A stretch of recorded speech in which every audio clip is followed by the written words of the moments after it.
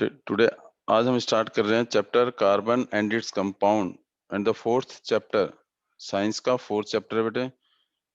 And now actual में what is carbon? Carbon है क्या? देखिए, symbol of carbon is C. Carbon का सिंबल सी है, जिसका एटॉमिक नंबर 6 है। Atomic number is 6। Atomic number of carbon is 6। और अगर हम इसको कॉन्फ़िगरेट करते हैं, configurate mean distribution of electron करते हैं, किसमें? सेल में। तो हमारे पास के और एल दो सेल में ये आ जाता है, लेकिन पहले सेल में 2 इलेक्ट्रॉन होते हैं, दूसरे सेल में 4 इलेक्ट्रॉन होते हैं, जिसकी वजह से इसमें 6 प्रोटॉन होते हैं और 6 क्या होते हैं? इलेक्ट्रॉन होते हैं। Proton mean positive charge, electron means negative charge, और 6 ही क्या होते हैं? न्यूट्रॉन होते हैं। 6 प्रोटॉन और 6 न्यूट्रॉन होने की वजह से दोनों का मास, जिसे हम मास नंबर कहते थे, प्रोटॉन प्लस न्यूट्रॉन, वो हमारा हो जाता है 12। और यहाँ लिखा है यू। 9th में आपने पढ़ा है एटॉमिक मास। एटॉमिक मास हमेशा, एटॉमिक मास को हमेशा यू में लिखते हैं, यूनिफाइड। तो इसका मतलब प्रोटॉन और न्यूट्रॉन दोनों को मिला के 12 हो गया। It mean 12 you. इसका मतलब mass of one carbon atom is 12 you, unified AMU। Mass number 12 है और 12 क्या है? 12 यू। अब यहां पर इसके पास 4 हैं आउटर मोस्ट सेल में, जिसे हम बोलते हैं वैलेंस इलेक्ट्रॉन। वैलेंस इलेक्ट्रॉन 1, ये आपका न्यूक्लियस है, ये पहला सेल और ये दूसरा सेल। पहले सेल में 2 हो गए, दूसरे सेल में 1 2 3 और ये 4 हो गए।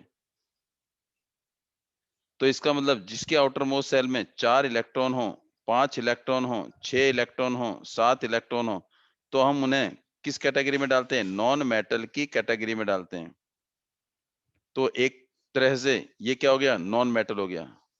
अब ये इलेक्ट्रॉन लूज करता है या इलेक्ट्रॉन गेन करता है, किस टाइप का बॉन्ड बनाता है, वो भी आगे डिस्कस करेंगे। यहां पर हमारे पास 12U is the mass of one carbon atom. 12U is mass of one carbon atom, जिसे हम बोलते हैं mass number. occur in free as well as combined state। this carbon which जो प्रेजेंट है, हर ऑब्जेक्ट में प्रेजेंट है, whether it is living thing या non living thing, या तो जीव है या सजीव है या निर्जीव है, हर किसी में ये प्रेजेंट है। और इतना प्रेजेंट हर किसी मैटर में, सब्सटेंस में प्रेजेंट होने के बाद भी, इसकी जो परसेंटेज है एटमॉस्फेयर में, वो केवल 0.02% है। बट फिर भी ये हर लिविंग और नॉन लिविंग थिंग में प्रेजेंट है, चाहे वो कितना भी परसेंटेज है। बट मैक्सिमम परसेंटेज जो कार्बन की है इन द एयर 0.02%, वो किस फॉर्म में? ऑक्साइड मींस कार्बोनेट की फॉर्म में हो सकता है, और किसी अदर एलिमेंट के कंपाउंड के फॉर्म में हो सकता है, मीन ऑर्गेनिक या इनऑर्गेनिक, किसी भी फॉर्म में प्रेजेंट है। But maximum present on the earth is 0.02%। अब यहां लिखा है it is free as well as combine. Free मतलब कार्बन अकेला भी पाया जाता है, मींस फ्री स्टेट, जो क्वाइट अनरिएक्टिव होंगे, अकेला भी पाया जाता है, लेकिन कंबाइन स्टेट में भी पाया जाता है, किसी और के साथ मिलकर जुड़कर कंबाइन होके कंपाउंड बनाता है, उस फॉर्म में भी ये पाया जाता है। अगर ऑर्गेनिक कंपाउंड क्या होते हैं? अगर कार्बन और हाइड्रोजन विद अदर एलिमेंट, अगर कार्बन और हाइड्रोजन को किसी और अदर एलिमेंट के साथ जोड़ देते हैं, तो हमारा ऑर्गेनिक कंपाउंड बन जाता है।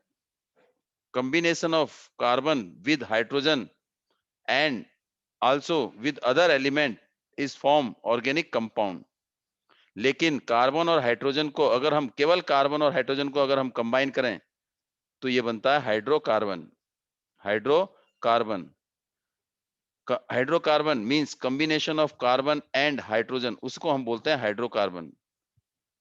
उसके बाद ये कह रहा है ऑर्गेनिक कंपाउंड जो आपने अभी बताया, जिसमें कार्बन, हाइड्रोजन और उसके साथ जैसे ऑक्सीजन C6H12O6 इस टाइप का, या किसी और एलिमेंट के साथ मिलकर जो भी कार्बन कंपाउंड बनाता है, ऑर्गेनिक कंपाउंड कहलाता है। जो ऑर्गेनिक कंपाउंड है उनका they have low boiling and melting point. उनका जो बॉइलिंग पॉइंट है और मेल्टिंग पॉइंट वो क्या है, कम होता है।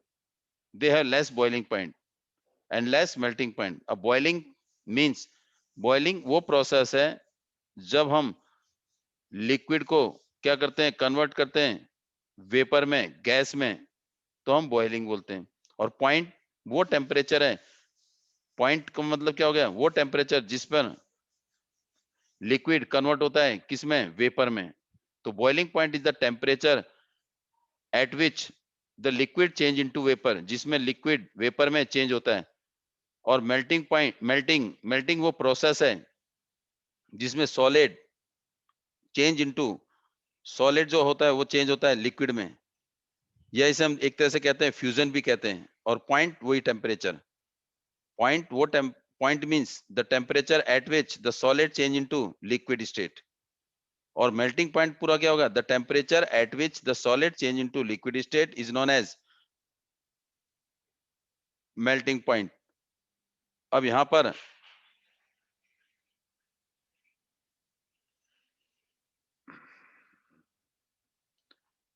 मेल्टिंग पॉइंट का कम है due to the weak force of attraction. अब मेल्टिंग पॉइंट कम क्यों है, क्योंकि उनके बीच में फोर्स ऑफ अट्रैक्शन क्या है, बहुत कम है। जो चार्ज है उनके बीच में फोर्स ऑफ अट्रैक्शन क्या है, बहुत कम है। मॉलिक्यूल के बीच में फोर्स ऑफ अट्रैक्शन क्या है, बहुत कम है। जिसमें फोर्स ऑफ अट्रैक्शन ज्यादा होता है उनका मेल्टिंग और बॉइलिंग पॉइंट ज्यादा होता है, जो आपने आयनिक कंपाउंड में पढ़ा था। इसमें force of attraction between the molecule या within the molecule is very less, जिसकी वजह से मेल्टिंग और बॉइलिंग पॉइंट कम है। Most of the carbon compound means when carbon compound react with other element, most of the carbon compound are poor conductor of electricity, means does not allow to pass electric current, means does not produce, it does not have any free electrons or free ions। Free electron और free ions नहीं होने की वजह से ये conduct electricity नहीं करता है। It does not conduct electricity due to the presence of free ion, due to the absence of free ion. Absence of free ion की वजह से ये कंडक्ट इलेक्ट्रिसिटी नहीं करता है। Most of the carbon compound are poor conductor of electricity due to the absence of free electron or free ions. Ions plus or minus, they are charges. Means two type, you know, cation and anion. Cations and anion. Cations means A positive, B positive. Anion means C negative, D negative. Cations are those ions which carry positive charge. It means the element which carry positive charge, which has positive charge, जिसके positive charge होते हैं। और positive charge किसके होते हैं, जो electron lose करता है। जो इलेक्ट्रॉन क्या करता है, लूज करता है। जो इलेक्ट्रॉन लूज करेगा, जो इलेक्ट्रॉन लूज करेगा वो क्या होगा, उसके ऊपर चार्ज पॉजिटिव आ जाएगा। और चार्ज पॉजिटिव आने की वजह से वो क्या कहलाएगा, कैटायन कहलाएगा। और ज्यादातर मेटल इलेक्ट्रॉन लूज करते हैं, ज्यादातर मेटल इलेक्ट्रॉन लूज करते हैं और उनके ऊपर चार्ज कौन सा आ जाता है, पॉजिटिव चार्ज आता है। लेकिन नॉन मेटल इलेक्ट्रॉन गेन करते हैं। इलेक्ट्रॉन क्या करते हैं, गेन करते हैं। दे गेन इलेक्ट्रॉन, और गेन इलेक्ट्रॉन करेंगे तो उनके ऊपर चार्ज कौन सा आ जाएगा, नेगेटिव आ जाएगा। और जो नेगेटिव चार्ज होते हैं उन्हें हम क्या बोलते हैं, नेगेटिव चार्ज पार्टिकल को हम एनायन बोलते हैं। और ज्यादातर नॉन मेटल वो क्या होते हैं, एनायन होते हैं। और कुछ poly atomic ion, they also carry negative charge. और जिसे हम क्या बोलते थे, group of atom carry the charge, जो आपने 9th में कराया, when to form the compound. For example acetic acid, carbon compound जिसका मेल्टिंग और boiling point 290 kelvin, 391 kelvin. Chloroform, carbon compound जिसका melting point 209, boiling point 209, melting point 334। Ethanol, carbon compound, melting and boiling point methane melting and boiling point, sorry, boiling point and melting point. These are the, पहला melting point है, वो sorry boiling point है, दूसरा melting point है. अब carbon की 4 valency है. 4 valency means combining capacity 4 electron की है.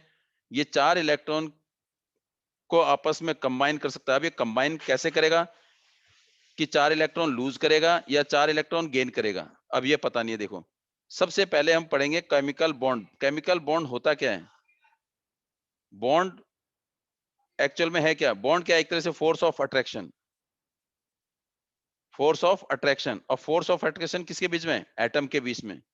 और एटम मींस चार्ज होते हैं उनके अंदर, they carry charge.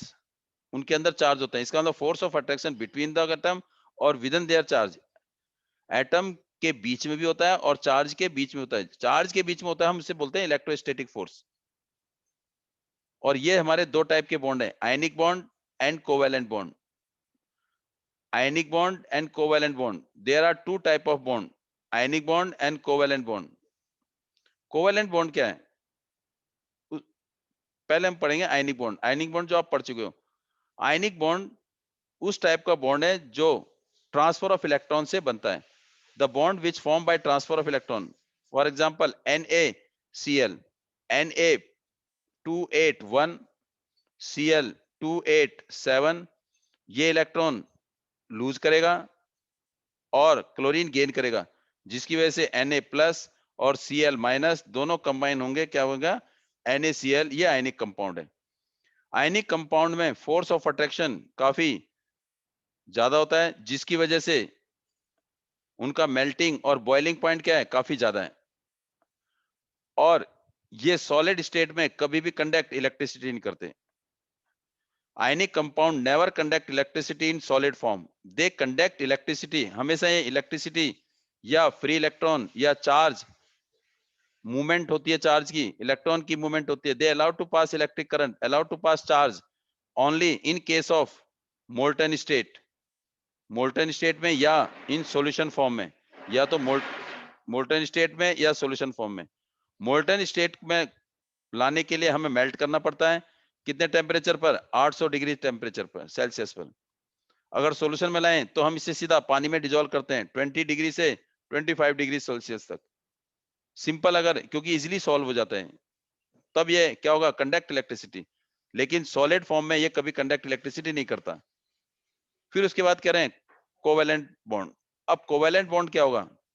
Covalent bond जिसमें ट्रांसफर ऑफ इलेक्ट्रॉन नहीं होता. तो क्या होता है? जिसके आउटर मोस्ट, जिसमें क्या होगा बेटे? आउट, जैसे कार्बन है, कार्बन के 4 इलेक्ट्रॉन है. ये कौन सा बॉन्ड बनाता है? ये आयनिक बॉन्ड नहीं बनाता है. ये कौन सा बॉन्ड बनाता है? Covalent bond. और कोवेलेंट बॉन्ड हमेशा कब बनता है?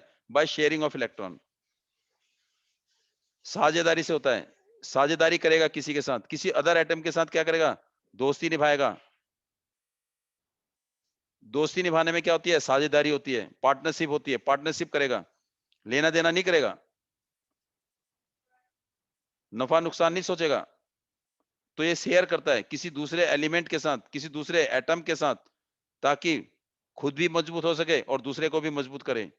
It form by sharing of electron. तो कोवेलेंट बॉन्ड हमेशा शेयरिंग ऑफ इलेक्ट्रॉन से बनता है. अब बनता कैसे? जैसे कार्बन कोवेलेंट बॉन्ड बनाता है. अब बनाता कैसे अभी देखेंगे. कोवेलेंसी ऑफ कार्बन, अभी आपने बताया atomic number of carbon is 6, और जिसकी कॉन्फ़िगरेशन आपने बताया बेटे 2 4. It require 4 electron. इसका मतलब 2 4, इसको 4 इलेक्ट्रॉन चाहिए. या तो 4 इलेक्ट्रॉन लूज करेगा या 4 इलेक्ट्रॉन गेन करेगा. अगर 4 इलेक्ट्रॉन गेन करता है तो 8 हो जाते हैं, लूज करता है तो दूसरा सेल गायब हो जाता है, बचते क्या है? 2. और पहले सेल में अगर मैक्सिमम 2 इलेक्ट्रॉन हो, पहले सेल में अगर मैक्सिमम 2 इलेक्ट्रॉन हो, तो हम ये कहते हैं कि एटम स्टेबल है. कौन से फॉर्मूले से? 2n स्क्वायर से. 2 इंटू एन का मतलब 1, फर्स्ट सेल 2 स्क्वायर, 1 का स्क्वायर 1, 1 को 2 से 2 आ गया. अगर पहले सेल में 2 इलेक्ट्रॉन है तो it mean the shell is complete, atom is stable. तो इसका मतलब या तो 4 इलेक्ट्रॉन लूज करेगा या गेन करेगा. अब ये करता क्या है? अब हम कह रहे हैं कि आयनिक बॉन्ड बनाता नहीं है, तो लूज भी नहीं करेगा, गेन भी नहीं करेगा, तो शेयर करेगा। अब ये लूज क्यों नहीं करेगा, गेन क्यों नहीं करेगा, वो चेक करते हैं। ये तो हमें कंफर्म है कि कार्बन आयनिक बॉन्ड नहीं बनाता है। क्यों नहीं बनाता है? क्योंकि ना तो ये 4 इलेक्ट्रॉन लूज करेगा, ना 4 इलेक्ट्रॉन गेन करेगा। अपने कॉन्फ़िगरेशन को, अपनी स्टेबिलिटी को ऑब्टेन करने के लिए या अपने ऑक्टेट को पूरा करने के लिए लूज नहीं करता, गेन नहीं करता। तो आयनिक बॉन्ड तो ये बनाता नहीं, does not form ionic bond. तो कोवैलेंट बॉन्ड बनाता है। तो इसका शेयरिंग और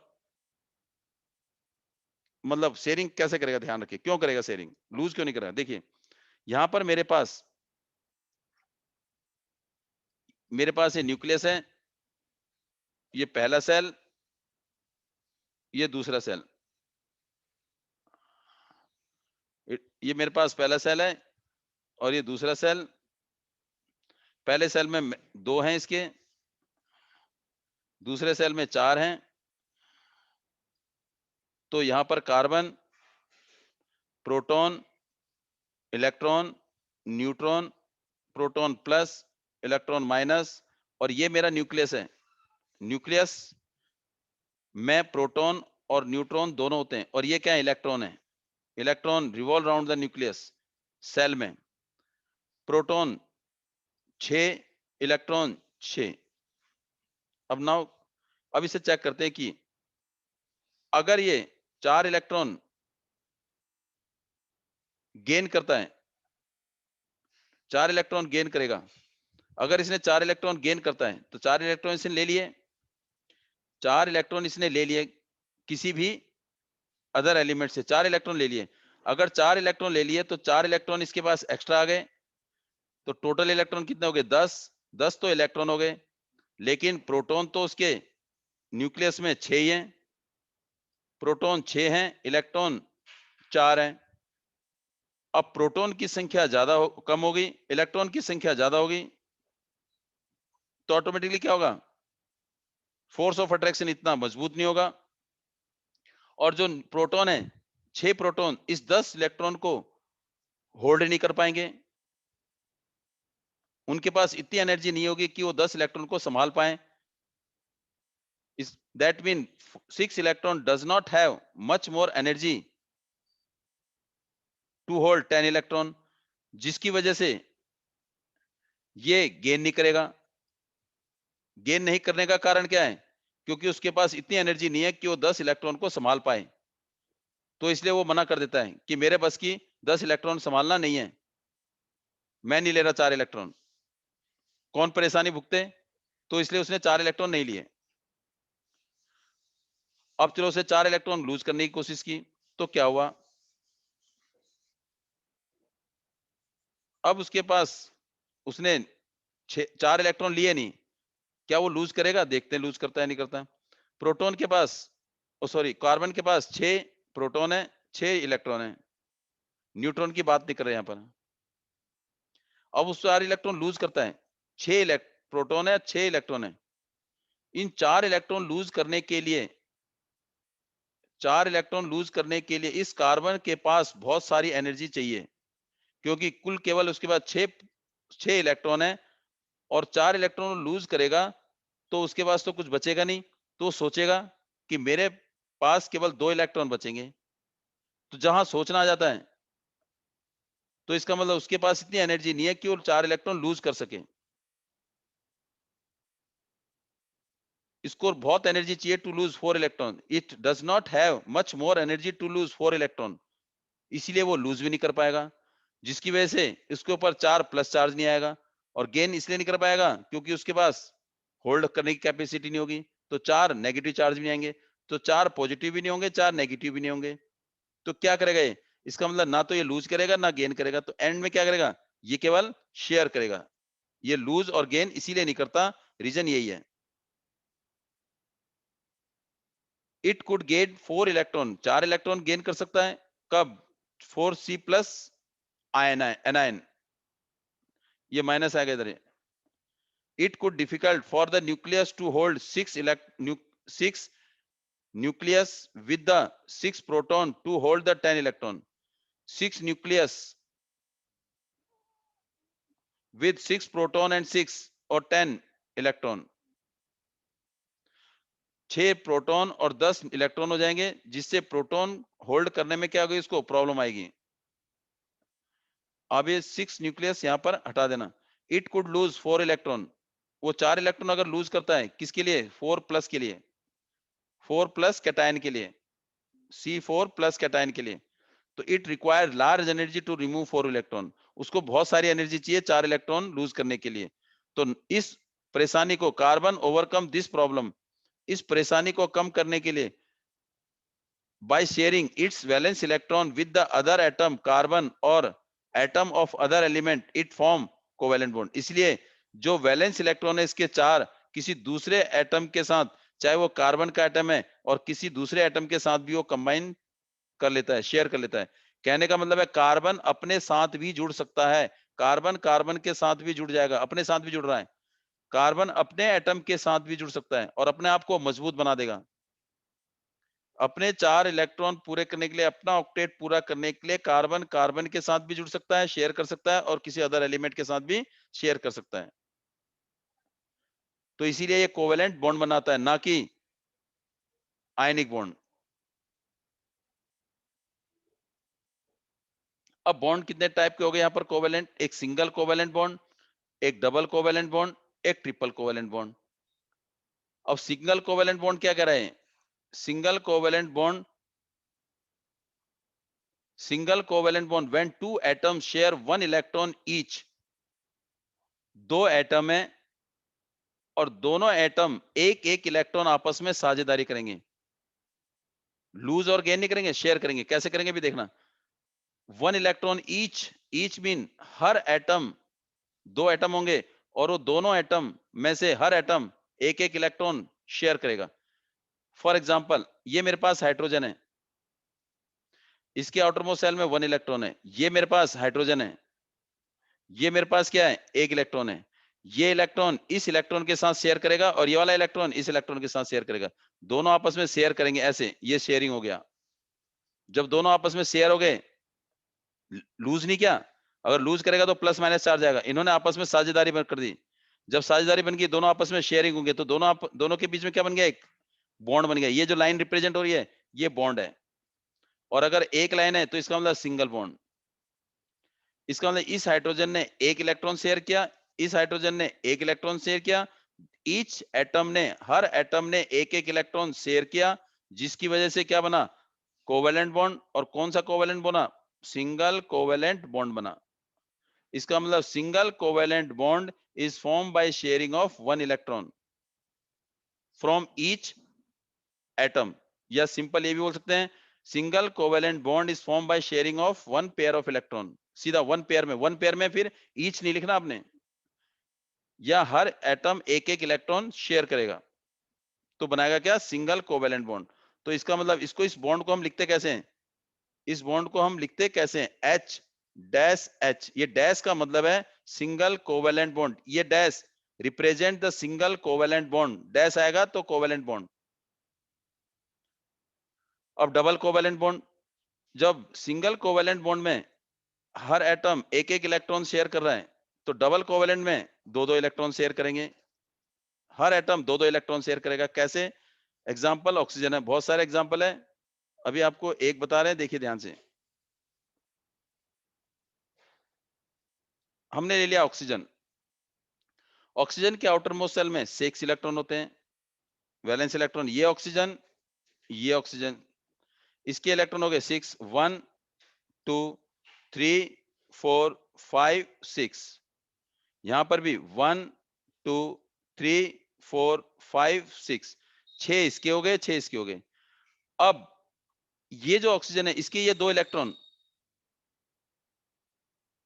यहां पर जुड़ जाएंगे और इसके 2 इलेक्ट्रॉन यहां पर जुड़ जाएंगे। देखिए ध्यान से, ये 6 है इसके पास, जब इसने 6 इलेक्ट्रॉन ने इन, देखो ध्यान से, ये ऑक्सीजन के साथ 8 हो गए, देखो, इसका मतलब इस ऑक्सीजन ने उस ऑक्सीजन के 2 इलेक्ट्रॉन के साथ साझेदारी की, लूज नहीं किया, तो 8 बन गए। देखो गिनिए ध्यान से, ये ऑक्सीजन स्टेबल हो गया, देखो 1 2 3 4 5 6 7 8। अगर ये स्टेबल हो गया, ये तो अनस्टेबल है, तो अभी भी इसका मतलब O2 मेरा वीक है, अभी बना थोड़ी है पूरी तरह से बॉन्ड।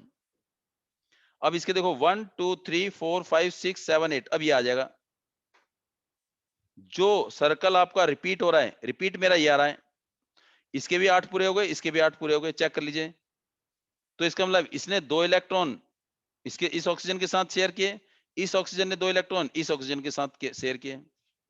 इसका मतलब 1 pair of electron share by each atom या 2 electron are share by each atom to obtain its stability. अपनी स्टेबिलिटी, अपनी मजबूती करने के लिए 2 इलेक्ट्रॉन शेयर किए, दोनों ऑक्सीजन ने आपस में 2 इलेक्ट्रॉन शेयर किए।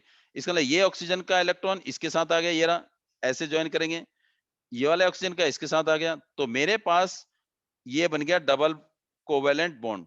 अब इसमें देखो एक इलेक्ट्रॉन ये था, एक इलेक्ट्रॉन ये था, इस ऑक्सीजन के 2 इलेक्ट्रॉन ने इस ऑक्सीजन के इन 2 इलेक्ट्रॉन के साथ शेयर किया, और इसका मतलब दोनों के बीच में एक बॉन्ड बन गया। कौन सा बॉन्ड? डबल कोवेलेंट बॉन्ड, जिसे हम O2 बोलेंगे। इसके बाद आ रहा हमारा ट्रिपल कोवेलेंट बॉन्ड। जब आपने कहा है सिंगल कोवेलेंट बॉन्ड में 1 पेयर ऑफ इलेक्ट्रॉन शेयर होता है या 1 electron from each atom. Double covalent bond में 2 pair of electron from each, two pair of electron share होते हैं, या 2 इलेक्ट्रॉन या 1 pair of electron from each atom. when atom share 2 electron या 1 pair of electron each required to obtain its stability।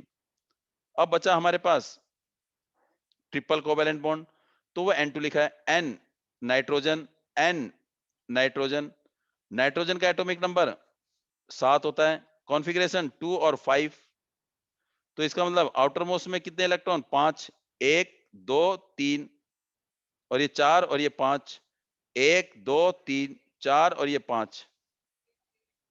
Nitrogen के 5 और इस nitrogen के 5, तो क्या करेगा ये 5 इनके साथ, देखो 3 इलेक्ट्रॉन के साथ शेयर कर दिया, 1 2 3 4 5 6 7 8, 8 हो गए, ये नाइट्रोजन मेरे 8 हो गए,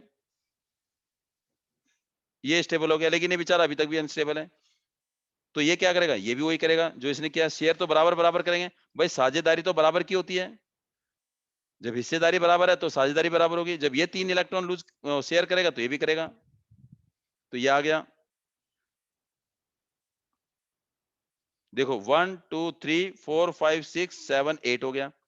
तो किन इलेक्ट्रॉन, देखो ये कॉमन आ रहा है, तो इसका मतलब इस इलेक्ट्रॉन का इसके साथ हो गया, इस इलेक्ट्रॉन का इसके साथ हो गया, इस इलेक्ट्रॉन का इसके साथ हो गया, 8 भी हो गए और बॉन्ड भी बन गया। तो कौन सा? N 1 2 3, एक इलेक्ट्रॉन, 2 इलेक्ट्रॉन, 3 इलेक्ट्रॉन। ये नाइट्रोजन के 3 इलेक्ट्रॉन, एक इलेक्ट्रॉन, 2 इलेक्ट्रॉन, 3 इलेक्ट्रॉन। इस नाइट्रोजन के 3 इलेक्ट्रॉन आपस में क्या हो गए? शेयर कर लिए। तो क्या बनाया? N2 बना दिया। और बॉन्ड कौन सा है? Triple covalent bond. Triple covalent bond में या तो 3 पेयर ऑफ इलेक्ट्रॉन शेयर होंगे आपस में, या 3 इलेक्ट्रॉन फ्रॉम ईच एलिमेंट या एटम। हर एटम से 3 इलेक्ट्रॉन शेयर होंगे, 3 इसने किए, 3 इसने किए, या total 3 pair of electron will share to each other and form triple covalent bond. Triple covalent bond when atoms share 3 electron each. हर एटम 3-3 इलेक्ट्रॉन शेयर करेगा टू एक्वायर इट्स स्टेबिलिटी। ये हमारे single covalent bond, double covalent bond. तो single covalent bond ये हो गया 1 pair, एक electron ये, एक इलेक्ट्रॉन ये। एग्जांपल H2 आ गया। O2 डबल कोवेलेंट बॉन्ड कैसे? O O कौन सा? एक ये एक electron, 2 electron, 2। N2 triple covalent bond, N 1 2 3, ये हो गया N, एक electron, 2 electron, 3 electron. In this way they can obtain its stability by sharing of electron। इस तरीके से कार्बन कोवेलेंट बॉन्ड बनाता है। अगर कोई टॉपिक रह गया, अभी थोड़ा सा रह गया है, and that will now today's class is over। Thanks for